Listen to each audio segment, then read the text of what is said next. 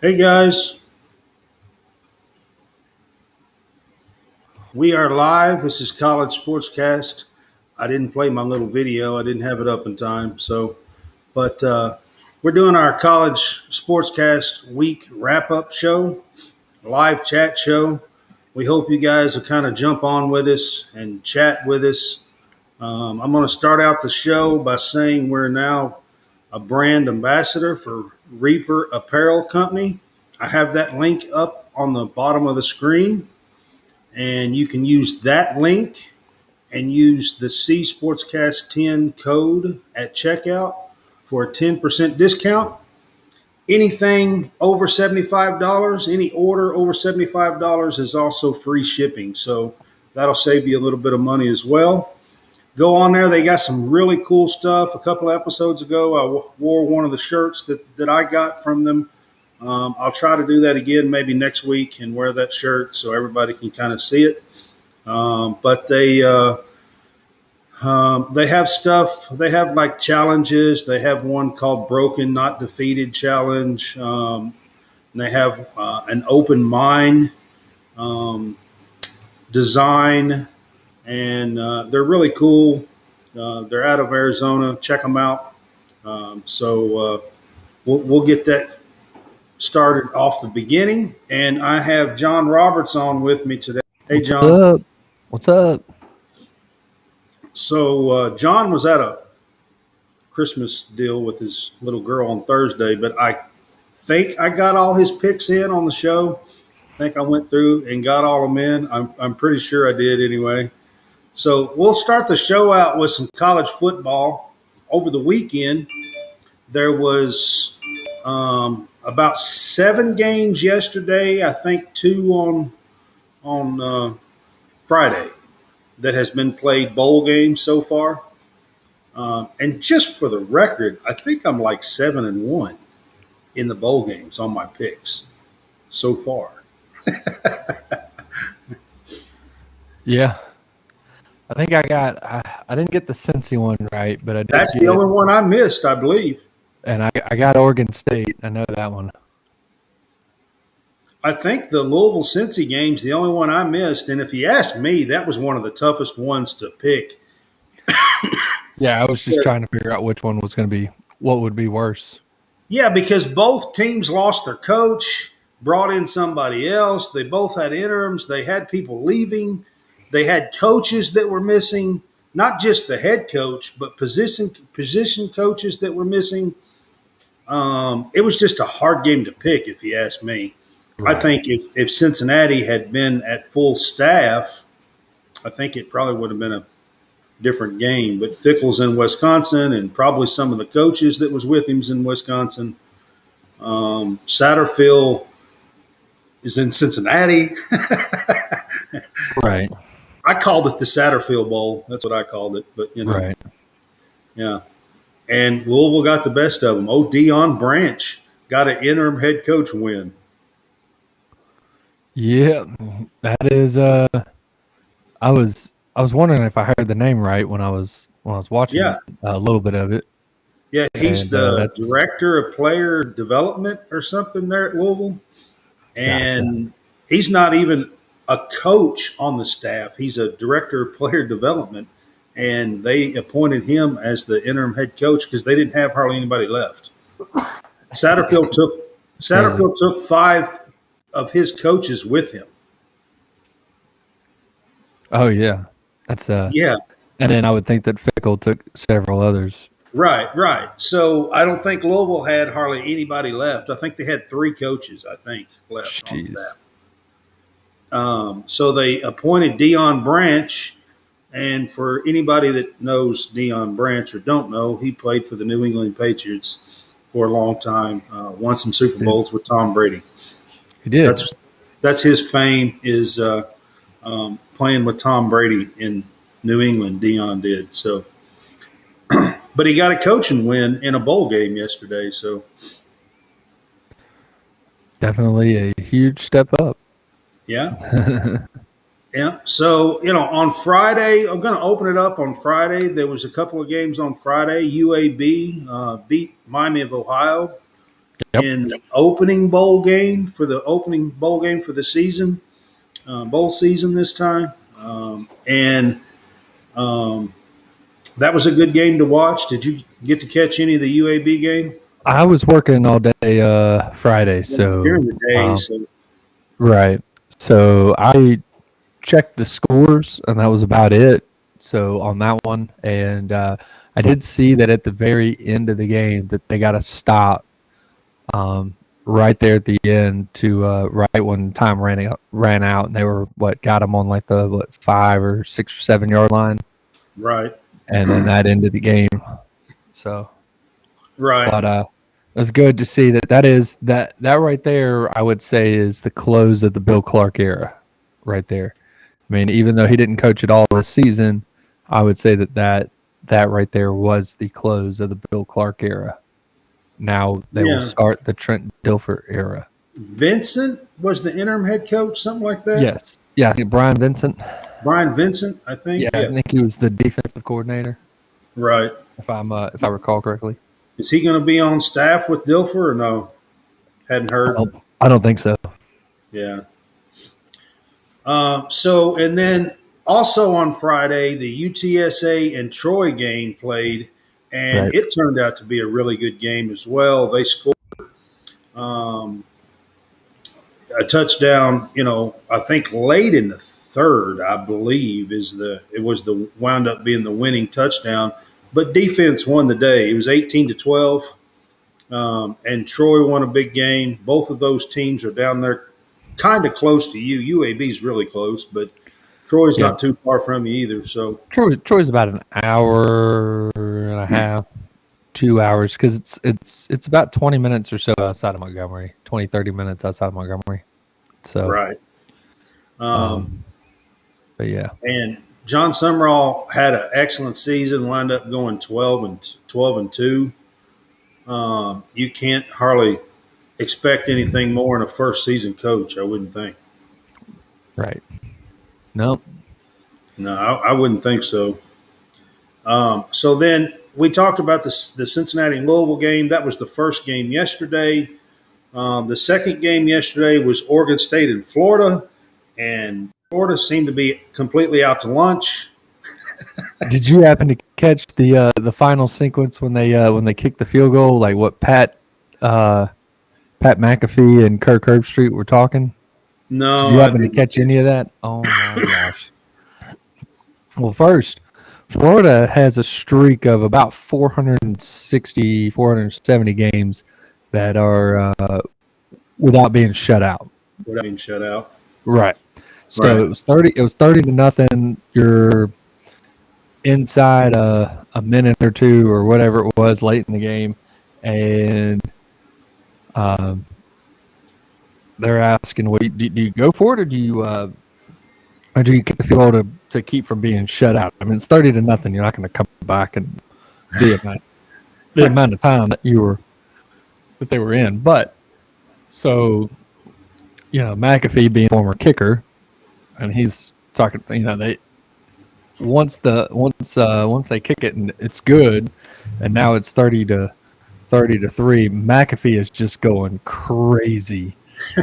Talking about he just won. He just did his job. He did everything. He was under immense pressure and it's just he's going nuts because they could have broken that streak right there, but the kicker didn't allow it. The kicker did his job, and it was hilarious. Just listening to it. If you find it, go find that little sequence. It's on Twitter somewhere. Right. But yeah, it was. Well, to be fair, hilarious. I mean, Anthony Richardson opted out. They were down. Their second string quarterback wasn't available. They were because down. He got kicked out, right? He got kicked off. Yeah, he got kicked off. So they were down to like a redshirt freshman that's never played or something like that. Or is a walk on. Was it a walk on? I believe it was a walk on, wasn't it? I can't remember. I mean, it was background noise. I think we had a lot of stuff going on. It was either a redshirt freshman or a redshirt walk on. I can't remember. Right. Yeah, I remember hearing it, but I don't remember which one it was. And to be honest with you, that was not a game that I turned on yesterday and watched. I mean, it didn't After matter. It was the after third. It was the third quarterback. after the first little bit, and I seen Oregon State was basically manhandling them. I was like, I'm going to watch some other games. So Oh I yeah, actually was catching mostly basketball yesterday. I did do a right, little. I did a little bit of football, but right. so then we move on to the Fresno State Washington State game, and Fresno State handled them pretty well, 29-6.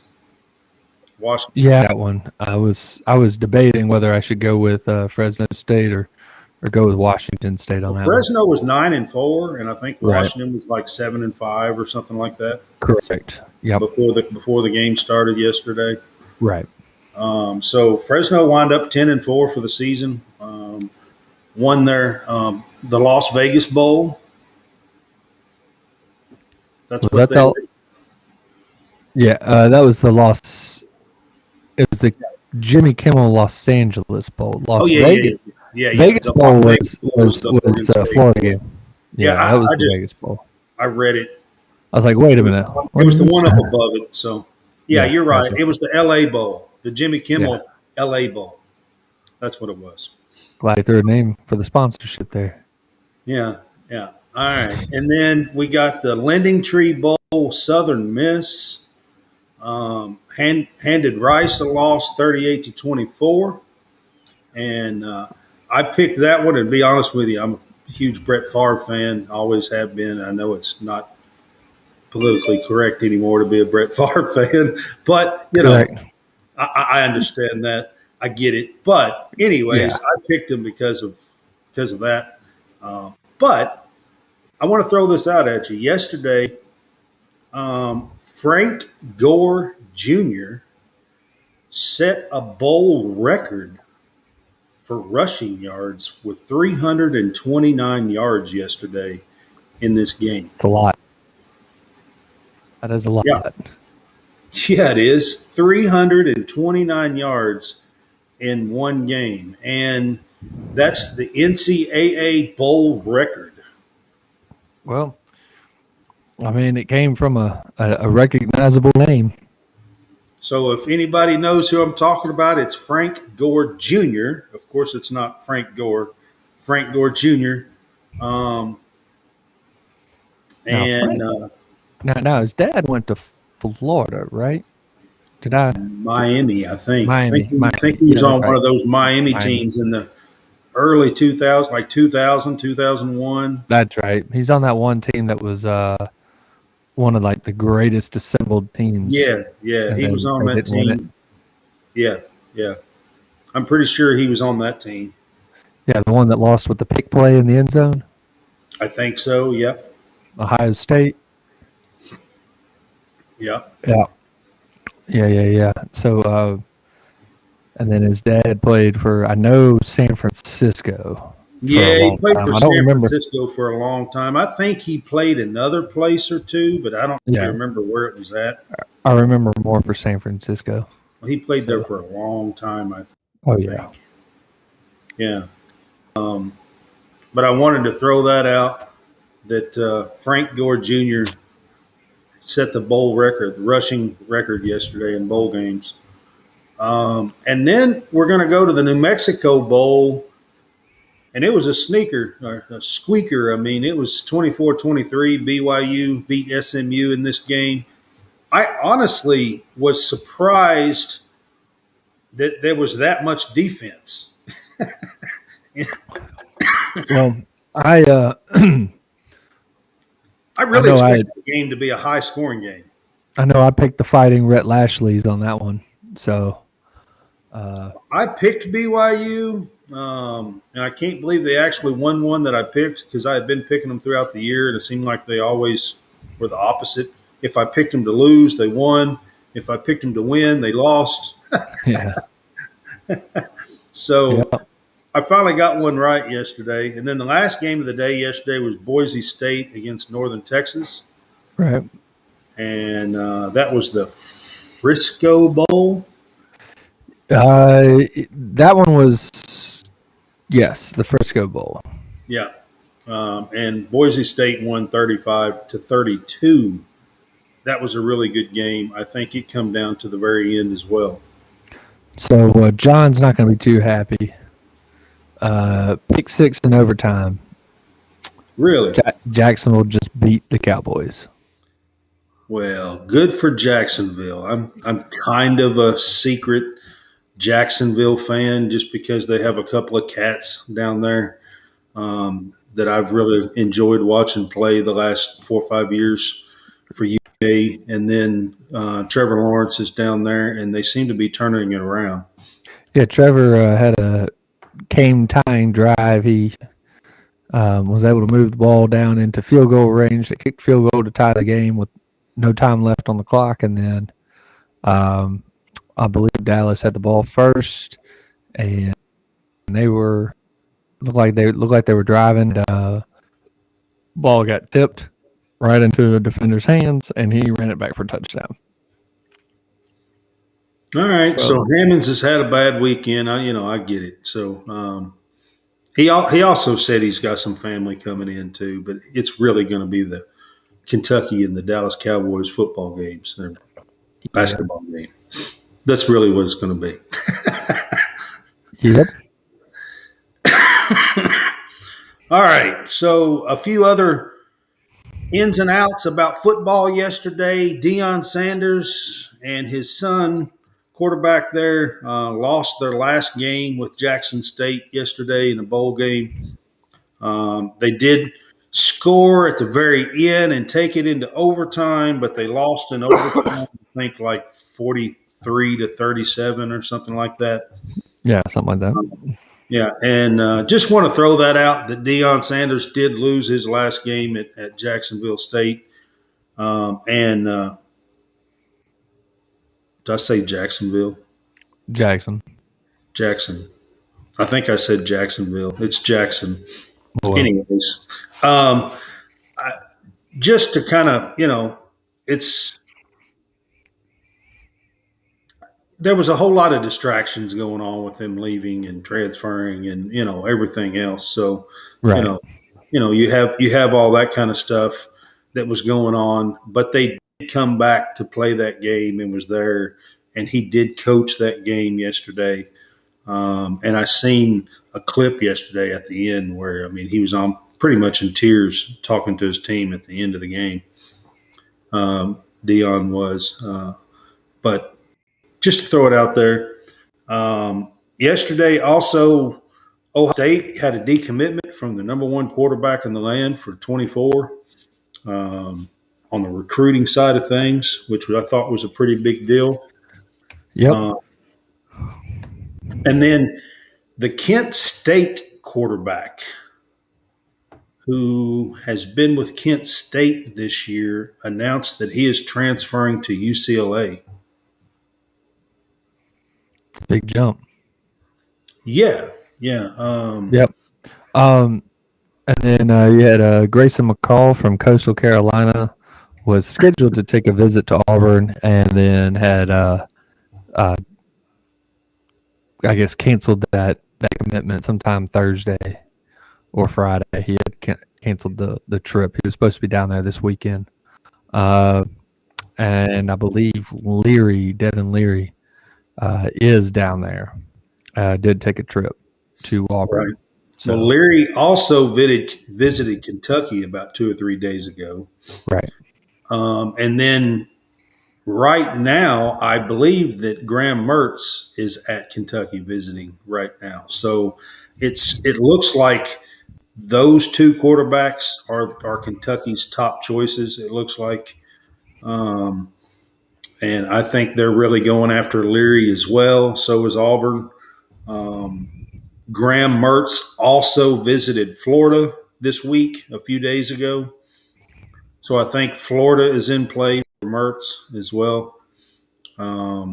So just to kind of give you guys an update on some of the ins and outs that's going on with quarterbacks and a few SEC teams. So Florida's in the mix with one, Auburn's in the mix, Kentucky's in the mix, and that's 3 schools and 2 quarterbacks. So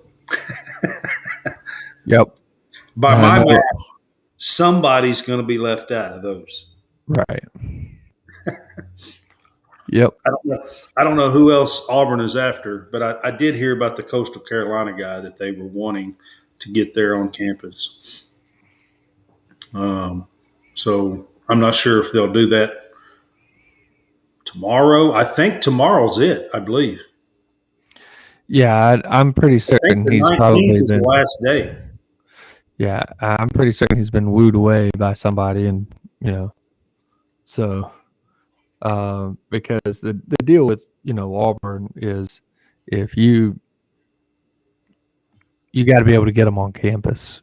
That's usually and most schools are probably like that as well, but I know definitely for Auburn they've got to have them on campus. That's why the COVID years were pretty bad recruiting wise as well, because it's really hard to explain the way Auburn is. You just have to be there.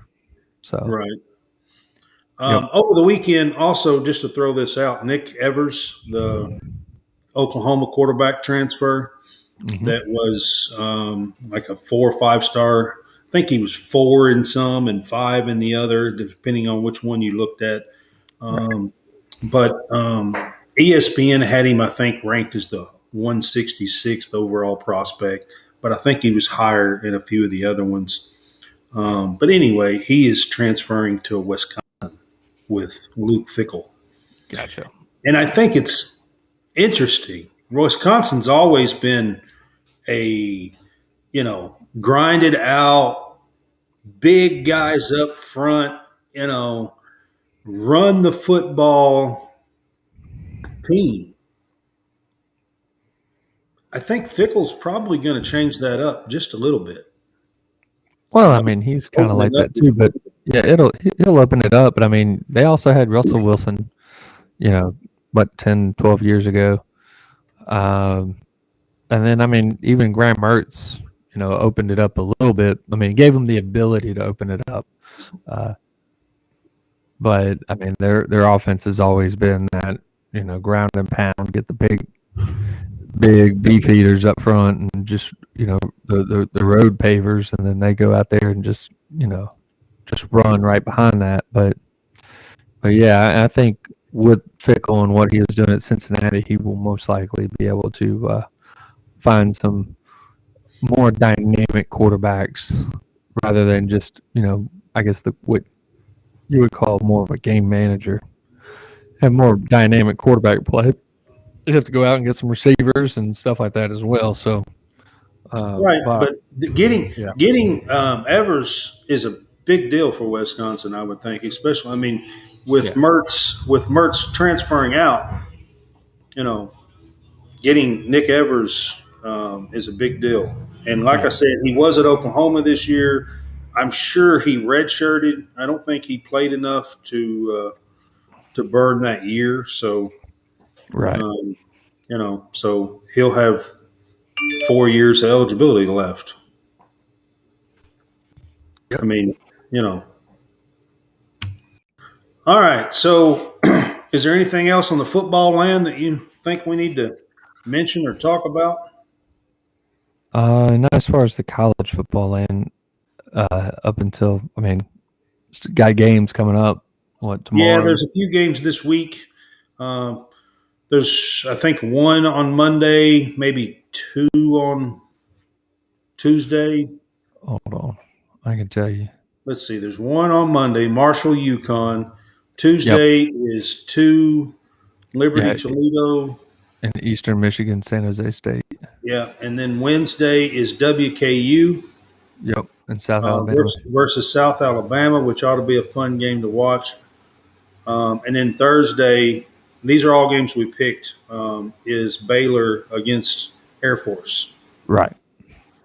So these are all games that we picked last week. So pay attention to those games if you want. We did make picks in them. Like I said, I let everybody know John Roberts' picks here. So last week on the game day pick 'em. So at the bottom of the screen, I'm going to take your attention to this. We have our link tree up, College Sportscast. You can catch everything that we do there. We have TikTok. Right now we have a cap giveaway for Christmas, a Christmas giveaway where you can win. We're giving away 2 caps. It runs through Christmas Eve, so you still got about 6 days left to get your entry in.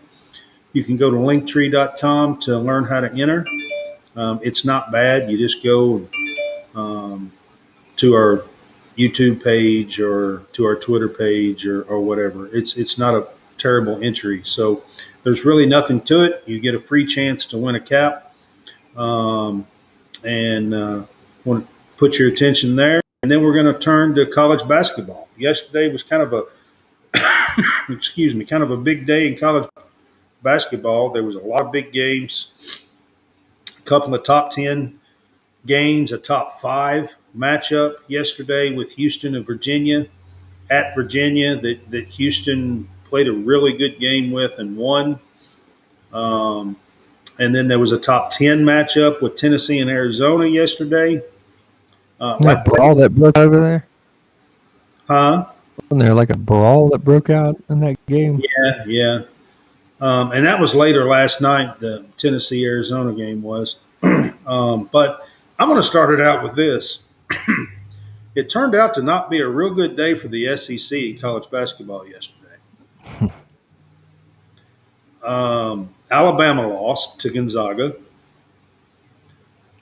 Kentucky lost to UCLA. And Tennessee lost to Arizona. So it turned out to be not too good of a day for the SEC in college basketball yesterday. The Saturday before that, I thought the SEC done pretty good. I think they had about 5 what I felt like kind of marquee games. They won 3 of the 5. Yesterday, there was what I considered about 8 or so marquee games. And 3 of them were SEC schools, and all 3 lost. So, right. It wasn't a stellar day for the SEC yesterday. So I'll start it out with that. But there was a lot of other games going on yesterday as well, and we'll kind of get to some of those. Start out with the IU Indiana-Kansas game that started yesterday. I think that was the opening game for yesterday. And Kansas pretty much manhandled them. It was in Lawrence, and one of their better players got hurt. Indiana, one of their guards got hurt. And after that, their guard play just couldn't.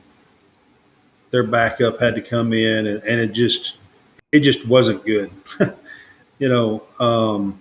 Even with the starting guard, they were down like 10 or 11 within 10, 12 minutes.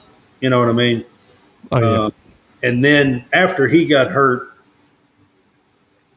and they had to bring in the back end to play all the time. Why? I think they were down 25 or 30 at one time. It looked pretty bad. They pretty much manhandled Jackson, Trace. What's his name? Trace something Jackson. I can't remember. He's got 3 names. Yeah. Anyway, they pretty much manhandled him. He did have 9 blocks yesterday in this game. Yeah. That's pretty impressive when you have 9 block shots.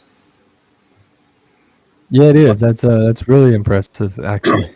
Yeah. He had 9. He did have 9 block shots in a losing game. Actually, they wound up losing by like 22 yesterday. But Kansas pretty much manhandled them all day long. So that was the beginning game. Top 5 game, Miami won a game that was not much, and we didn't even cover that game when we were doing our stuff. But the next biggest game was the Gonzaga-Alabama game. Right. And that game was actually played in your city. It was. It was in Birmingham. Yep. So it was at the Legacy Arena. There's at that particular arena, we have one of the G League teams plays here in Birmingham, and that's where they play. And so We actually do have some basketball here in Birmingham, some professional basketball here in Birmingham, just like we have some professional football and some professional baseball. It's all the minor league stuff, but we do have some of it.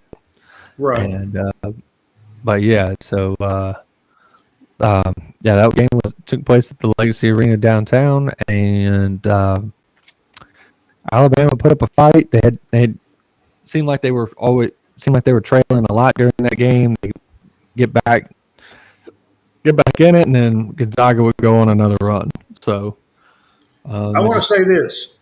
Brandon Miller played an absolute stellar game yesterday. Now, right.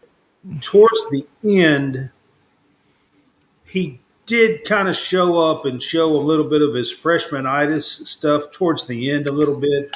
Right. He had 2 or 3 turnovers, threw up a couple of questionable 3-pointers. But in his defense, he was just trying to hit a big bucket because they were down, 6 Right. or whatever, in his defense. Yeah, probably pressed him a little bit. But before the last 3 minutes of the game, he was 6 of 9 from three-point land, 12 of 20 from the floor, had 36 points, and about 3 turnovers. He wound up with about 6 turnovers, I think. Yeah. And he missed his last 3 or 4 shots, all 3-pointers, I think, just about every one of them. Right. But he had a very impressive game. Timmy, of course, had an impressive game, and he had one of his guys that was kind of right there with him yesterday. I think he scored 17 or something like that yesterday. Let me look it up. I want to say that's what he scored. Yeah, Watson scored 17.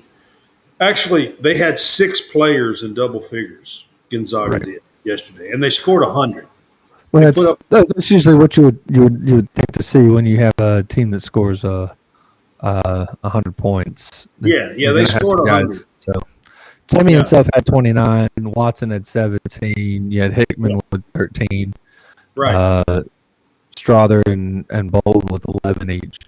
And then they had a guy off the bench that had 12. Scored 12. Yep, Smith. Yep. Yeah. And then so they had 6 players in double figures. Right. And with Alabama only had 2 players in double figures, and Miller with 36, as you said already, and Bradley had half of that with 18. So they themselves together, combined had 54 between the two of them. So they had 54 of Alabama's 90, which is about 66%. 60% or something, somewhere close to that. Yeah, because it was because it's a 6 out of 9.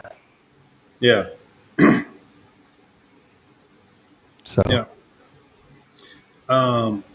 what I found was interesting, and I didn't realize that they do this. Is this a game they play every year? This was called the CM Newton Classic. So they played this game last year, but this was in Seattle. And then this year, and I think what it is there's other games, because I think UAB is playing. Let me take a look, because I think UAB was supposed to play. I just noticed that yesterday this game was called the CM Newton Classic. Right, and CM Newton being a former coach at Alabama. It was part of the CM Newton Classic, but I think there were other games. I want to say UAB Friday or UAB Today is part of this, because UAB played as well. So CM Newton was a former Alabama coach, but he also was a former Vanderbilt coach, and he was the AD at UK for a long time as well to finish his career.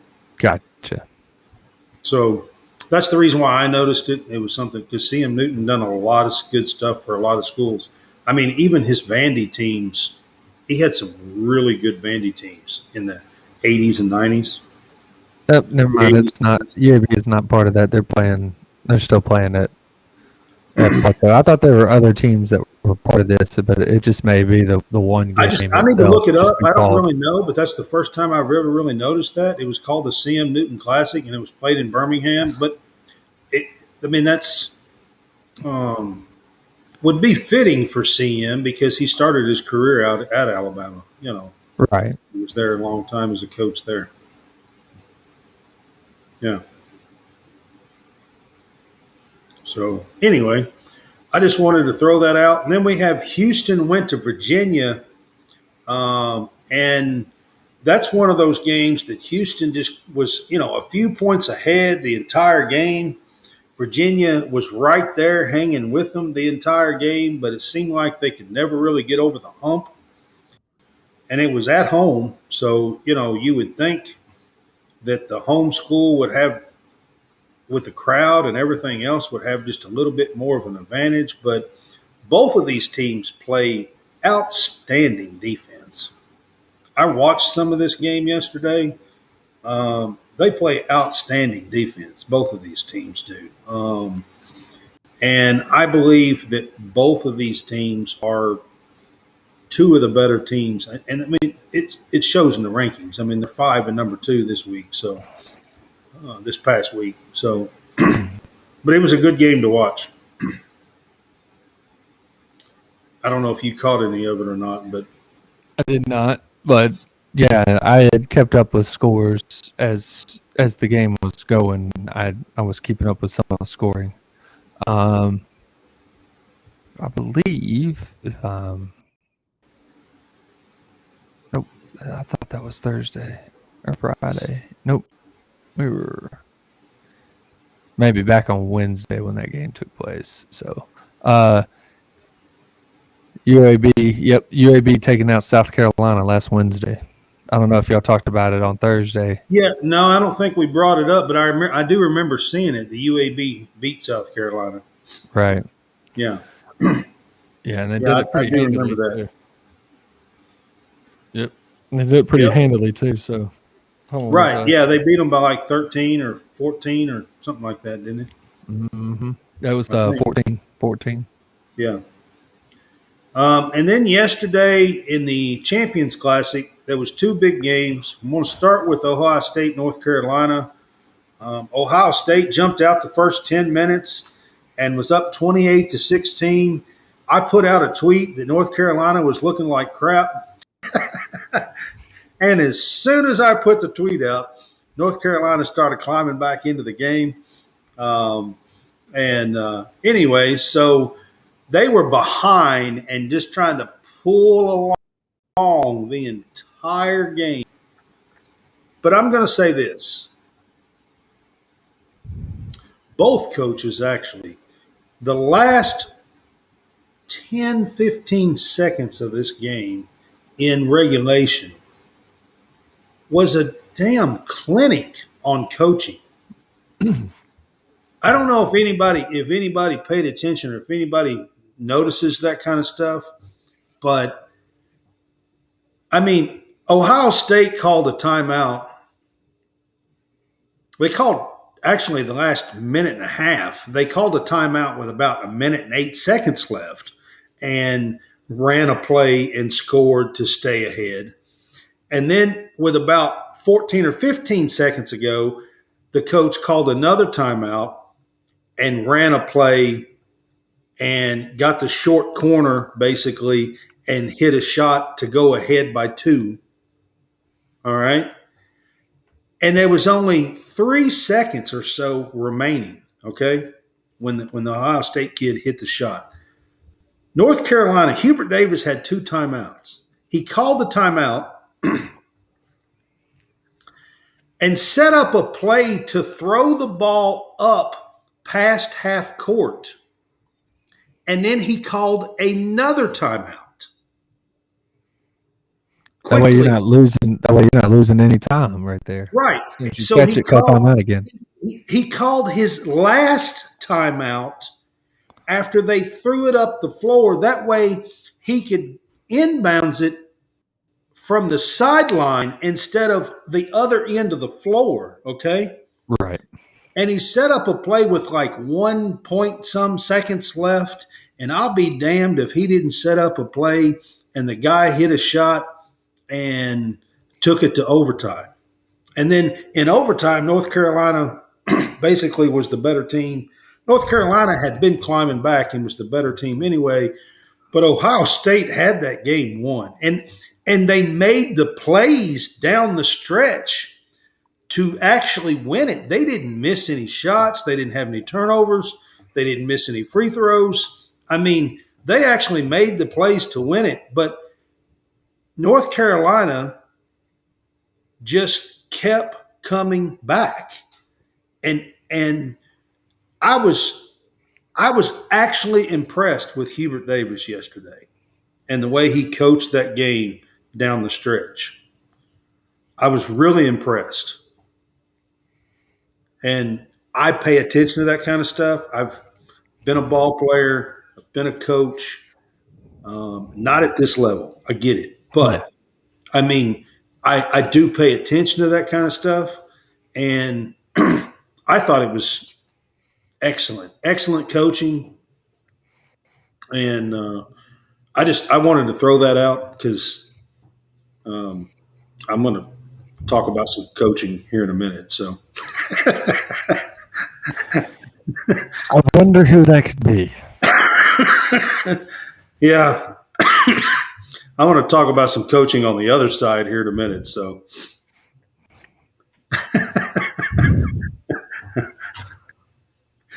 anyways, North Carolina comes back and wins this game 89-84 in overtime. It was a great game to watch. And then the second game of the Classic was UCLA and Kentucky. I kind of had a little rant last night on the radio side, so I'm not going to get all into this. But my biggest thing is Kentucky basically played from behind the entire game. They just are impossible to watch, really, on offense. I've not seen too many Kentucky teams in my life, and I've been watching since I was a 3 or 4-year-old boy, that struggles the way this team does on the offensive side of the ball. They literally shot 35% field goal, 32%, 32.8, that's what it was, field goals yesterday. 28.6 from the three-point line. And I'll be damned if they didn't shoot 35% from the damn free throw line. Jeez. Like, I'm telling you, I've never seen the coaching side of this, okay?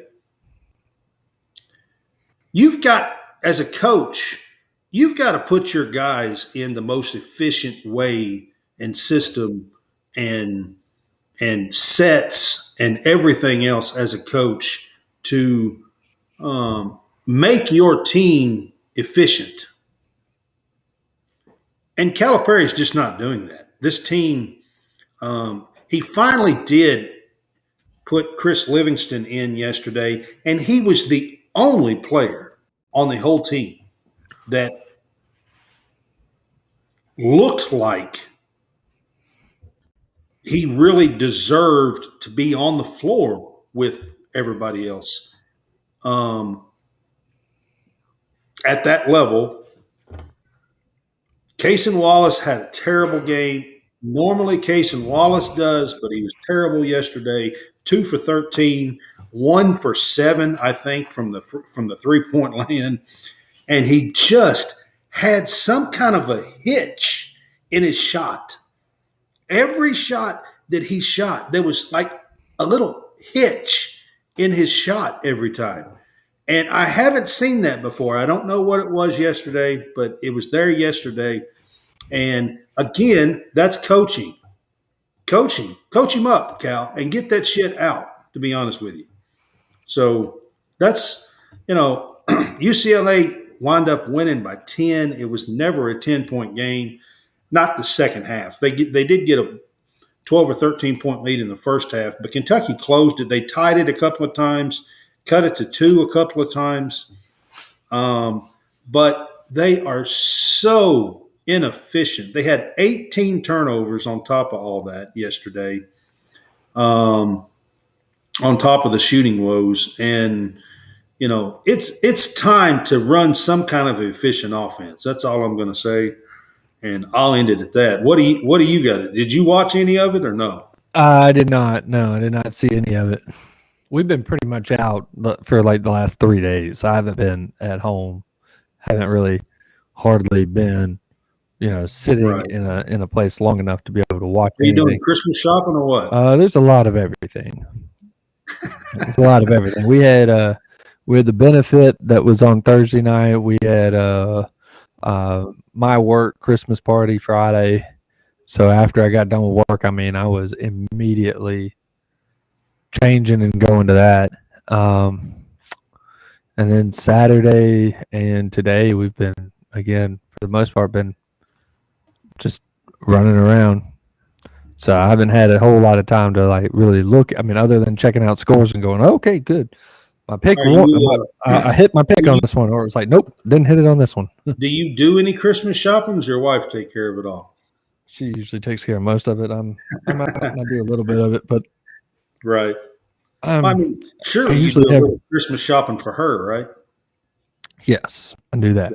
Yeah, I figured you at least did that, right? Correct. Yeah. All right, so kind of go back to some of the basketball stuff. We had picked Purdue and Davidson. Davidson did hold their own with them, only lost by 8 points. UConn wound up handling Butler at home in Indy, which is not a easy place to play, and beat them handily, 68-46. And then last night, Arizona won at home against Tennessee, 75-70. There was a fight that broke out, I think, in that game. A little pushing and shoving, Yeah, just a little bit. Nothing too major, I don't think. Kind of like what was at the end of that Buffalo game, a little pushing and shoving. Right. But like I said, the SEC lost 3 big games yesterday. Each team lost yesterday. So yep. I expect the SEC to be dropping in the polls just about everywhere. Maybe Arkansas don't. They didn't play a big game this time. So Arkansas might rise up a little bit. Right. And Auburn plays today, don't they? Correct. They will be playing in about 40 minutes. They're playing at Southern Cal. So yes, they're playing USC today at 4:30 Central.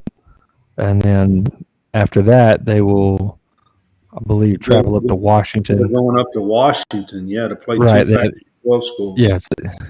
Yeah, they're going to go ahead and just stay on the road until they get done with that one, and then they'll come back. Right. And then they'll kick off their first SEC game next week. I believe it's Florida. Right. So. Yeah, Kentucky opens with Missouri, I think, the first SEC game. 29th, I think, is that game. I believe that's right. Y'all playing Thursday? We're playing on the 28th. It might be. I can't remember now. I was thinking it was the 29th, but maybe not. Gotcha. Maybe it is Wednesday, the 28th. I'd have to look it up.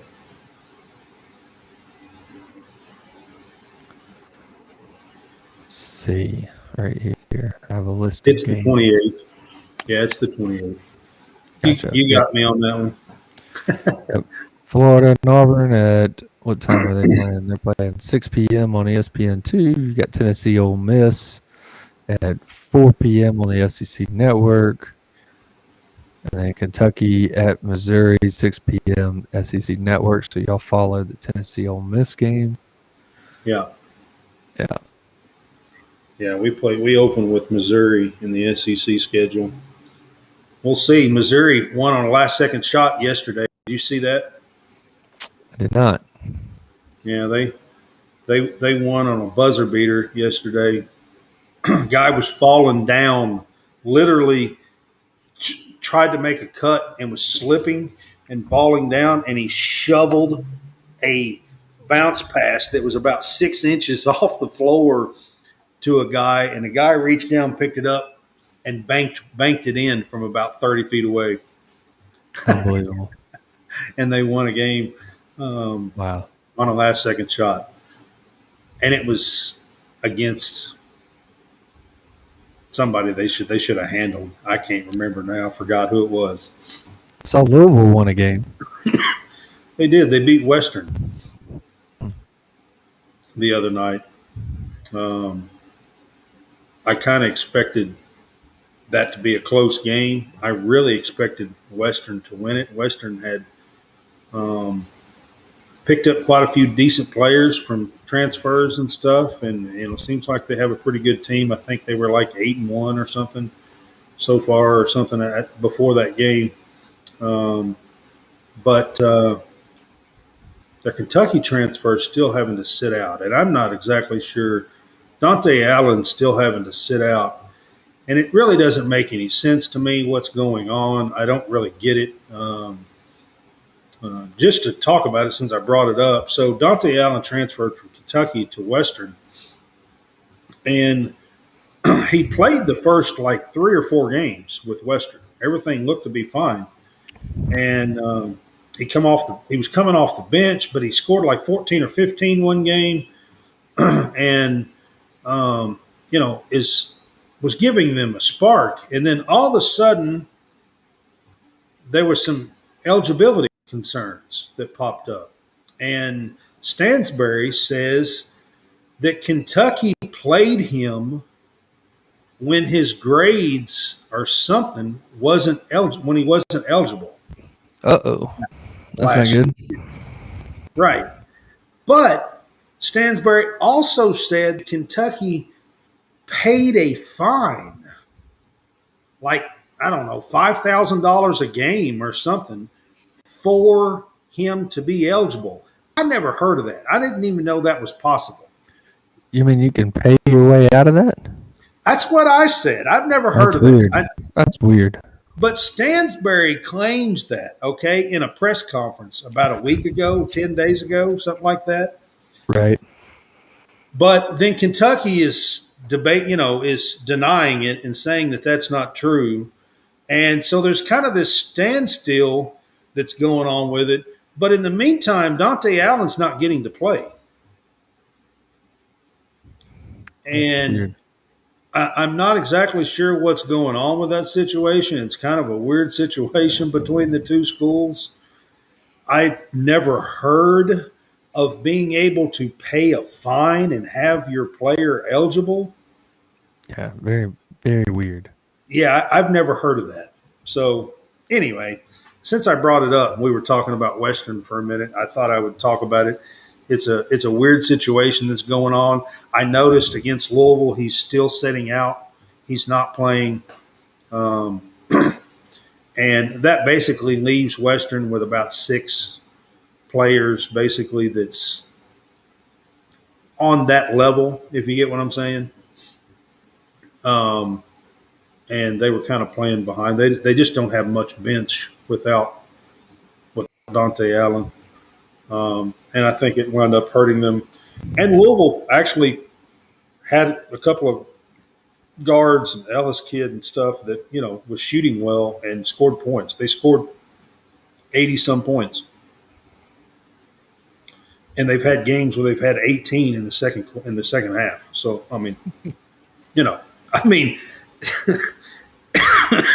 80-some points is a big, big, impressive difference. Okay. Mm-hmm.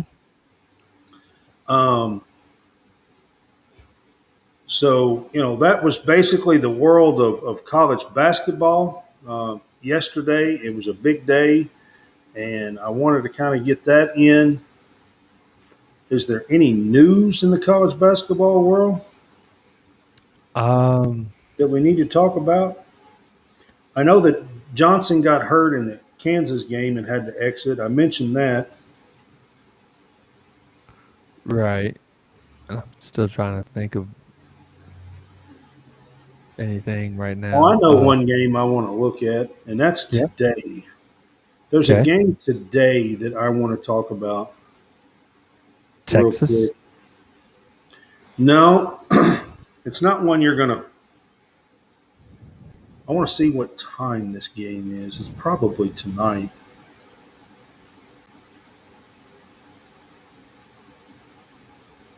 Hmm.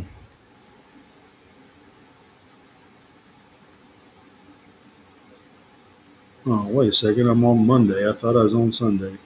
Uh-oh. That's the reason why I couldn't find it. That's why you can't find it. All right, let's see. It's Iona versus New Mexico. Iona, New Mexico. It's Iona and New Mexico. And the reason why I'm bringing this up is Rick Pitino is at Iona, Okay. and Richard Pitino is the head coach at New Mexico. So father, son, Patino. Father, son. The son is 10-0. They're 10-0. And the father is going out there to New Mexico to play in the pit. And it's today. And I'm trying to figure out what time the game is.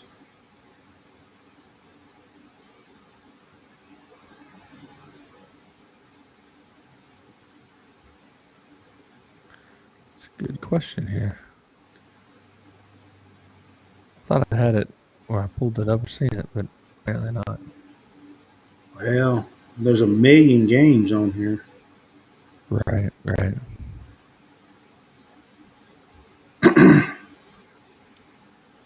Yes, 5:30 p.m. FS1 Iona versus New Mexico.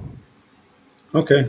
So it's not been played yet, but it's in the pit at New Mexico, and New Mexico is coached by Richard Pitino, and he also has his best player is Jamal Mashburn Jr.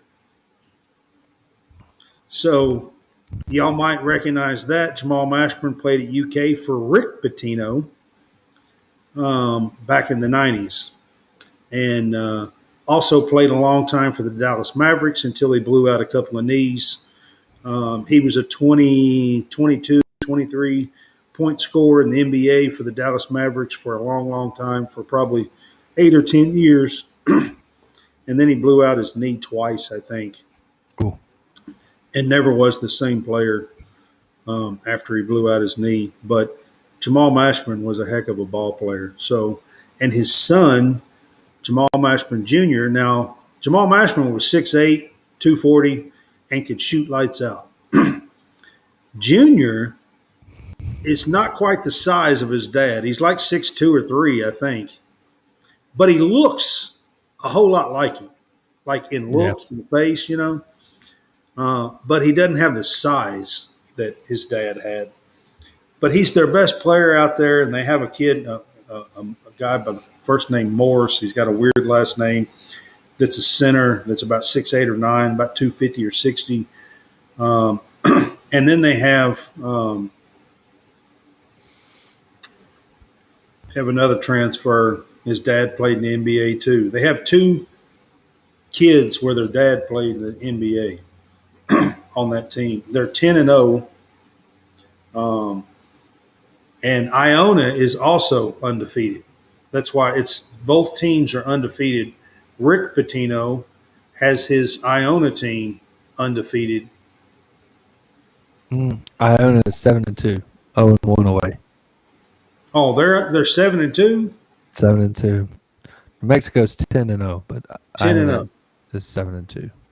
Okay. Yep. I thought I had read where they were undefeated too. New Mexico's got a 3-point. It's favored by 3. Yeah, you're right. They are 7-2. But anyway, it's a game of intrigue. I think if you've been a college basketball fan over the years, Rick Pitino going to play his son is probably a game that people might want to pay attention to this Right. evening. So I thought I'd throw that out there before we kind of end things up. Um, so, the week coming up, we will probably do things a little bit different. It's leading up to Christmas, of course, and we've got John Hammonds has got people coming in that's going to be staying at his house. He's going to have a house full, so he don't think he can be on this week. Roberts, me and you really haven't had a conversation about it, but what I'm hoping to do is to at least have one show this week. I'm thinking maybe Thursday, Okay. and have maybe our Thursday show. We won't be on next Sunday for a wrap-up show like we normally are. Next Sunday is actually Christmas Day. So Right. For sure, we won't be on next Sunday. And I'm not 100% sure. We still have to have a conversation. The next Sunday will be January 1st. I'm not sure if too many people have anything truly going on New Year's Day. But we'll see. We'll have that conversation. But I know next week we will not do our week wrap up show because that'll be Christmas Day. And I know John is not going to be able to be on with us this week. And to be honest with you, I'm not really sure what's going on with Mason. And Jason has had some family issues going on, and I'm not sure what's going on with him either right this minute. So it may just be me and John Roberts here. I'm not real sure. But what I'm planning on doing is kind of doing a holiday one episode thing on Thursday Okay. this week, if that sounds good with you. I'm down. And then the following week, we're actually going to have a couple of special episodes for you guys, I think. We are planning on doing a collaboration episode with NFL Outdated. And right now, it's tentatively scheduled for December 28th, which will be a Wednesday night. And we are going to be doing this episode on a preview of the Music City Bowl, Iowa versus Kentucky. They reached out to me and asked me if we would be willing to do a collaboration with them and do a cross promo with them for that show. So I'm hoping that we can kind of put that together. And it was their idea to do the Kentucky Iowa Bowl, to be honest with you, which I was like, maybe he knows I'm a Kentucky fan. Maybe that's why he said it. I'm not real sure. Maybe he's paid attention enough to know that because I wore a shirt or two, that says it. So maybe that's what it is. I'm not real sure. And then on New Year's Eve, we are going to do a post-game wrap-up show for Kentucky games with Talking Kentucky. Kentucky and Louisville play that day in basketball, New Year's Eve. And at the same time, the Music City Bowl goes on. And Kentucky and Iowa play each other in the Music City Bowl. And we had set up about a week ago, and I confirmed with him a couple of days ago now. Coleman Scott and Caden are going to be on with us with Talking Kentucky. And we're going to do kind of a post-game show. It may not go too well.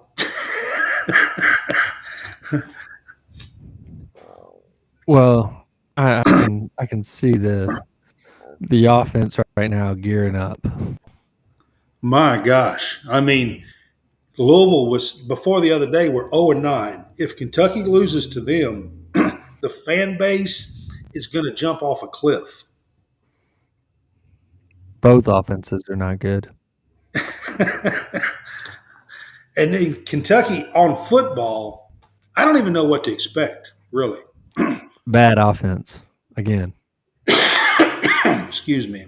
Yeah, I really don't know what to expect, really. I mean, I'm not sure who all's even going to be there and playing and everything else. I mean, Carrington Valentine is opting out. One of the cornerbacks that we have, Will Levis, is opting out. Chris Rodriguez is opting out. I'm just not sure. Cavassier Smoke said he was transferring. Now, I don't know if that means if he's going to be available, if he's going to play anyway. Last year, we had a few transfers to play in the bowl game Oh yeah. because they're there for that semester, so they're still eligible to play. Right.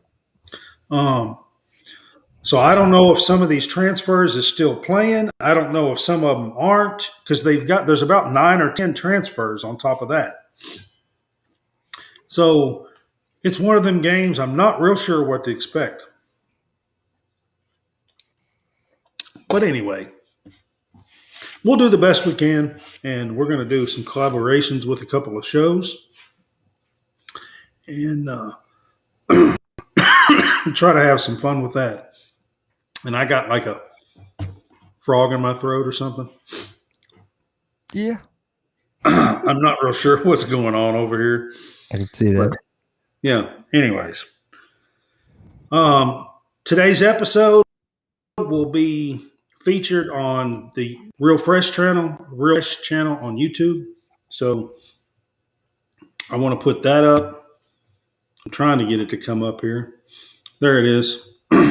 So y'all check that out. He has different podcasts on. The NFL Outdated is one of them, I think, that is on his channel, and that's how they knew about me, and that's how they reached out to us is through the Real Fresh channel and his network of podcasts. So we appreciate Howie, and he calls himself Howie Fresh. So I'll just call him. We'll appreciate Howie Fresh and the Real Fresh channel, and hooking us up with a network of podcasts to have some connections. Just to be honest with you, there's about 3 or 4 other podcasts from that connections that has talked to me already and kind of offered and wants to do sports podcasts, that wants to do some cross promo stuff. So maybe over the next month or 2, we'll get a few of those in. I'm not real sure yet. But it also, yeah, I mean, it helps, it helps to build things and get us out there. And that's what we're trying to do. So again, y'all chat with us. Give us some questions. Give us some comments. We like to have some chat people on and some people making some comments, and we'll throw them up on the screen and try to get you a little bit of pub and say hi and maybe even disagree. What? Maybe we'll even disagree with you. I don't know. Maybe that. John, I appreciate you being on with me today, man. That way I'm not over sitting here trying to do this by myself. But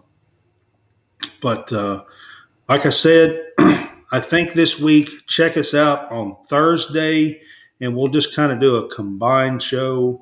Might be a little bit longer, but we'll try to do a like preview / wrap up hot topics. Maybe even pick a few games over the weekend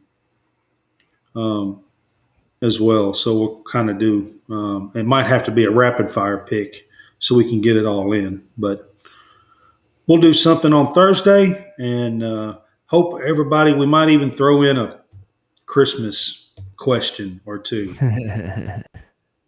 for the for everybody to have a Merry Christmas, kind of do a little Christmas special episode on Thursday.